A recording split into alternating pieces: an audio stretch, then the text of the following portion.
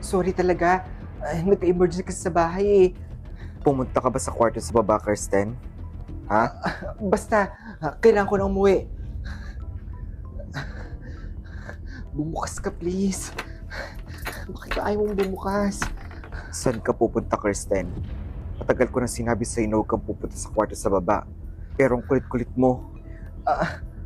Ano ba kasing meron doon sa kwarto sa baba? Ha? Alam mo bang hindi lang ikaw ang naging tutor ko, Kirsten? Pero hindi sila nakinig sa akin. Kaya bagay lang sa kanilang ginawa ko sa kanila. Anong ibig mong sabihin? Nandun yung ibang tutor ko sa kwarto sa baba. At sasama ka na sa kanila. Ang sakit ng ulo ko. Ayan, gising na siya. Shh, huwag kang maingay. Baka matakot yan sa atin eh. Sa atin ba talaga siya matatakot? Naksyuta! Nasaan ako? Nakakulong ka na rin dito sa kwarto sa baba. Dahil kay Ronald, kagaya ka na rin sa amin. Teka, kayo ba yung ibang tutor ni Ronald? Sa kasamaang palad, kami nga. Kailan pa kayo nakakulong sa kwarto na to? Mag-iisang buwan na yata kami dito eh. Mag-iisang buwan na? Oo, parang ganun na nga. Oh, Kirsten, gising ka na pala. Kumusta ka naman ah? Kumusta rin bago akong recruit dito? Hindi ako okay. Matapos mo kong paluin ng kawali sa ulo? Sa tingin mo magiging okay ako? Sorry Kirsten sa ginawa ko.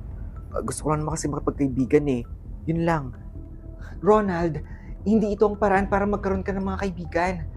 Kailangan mo na kaming pakawalan. Ronald, anak, nandito na ako. Nasaan ka? Shh! Huwag kayong maingay. Dito lang kayo ha. Kung hindi malilintikan kayo sa akin pag nag-iingay kayo. O anak, kanina pa kita hinahanap ha. Saan ka ba galing? Nandiyan yung mama ni Ronald. Tara, humingi tayo ng tulong. Huwag mo nang balakin. Sinubukan na rin namin yan. Pero hindi tayo maririnig sa taas. Paano yung isang 12 years old na kagaya ni Ronald kayang gawin lahat ng to? Parang hindi ka namin nag-grade 2. Bilyonaryo sila. At kahit ano, kaya niyang gawin. Meron pa siguro ibang paraan para makaalis tayo dito. Mag-iisip ako ng paraan.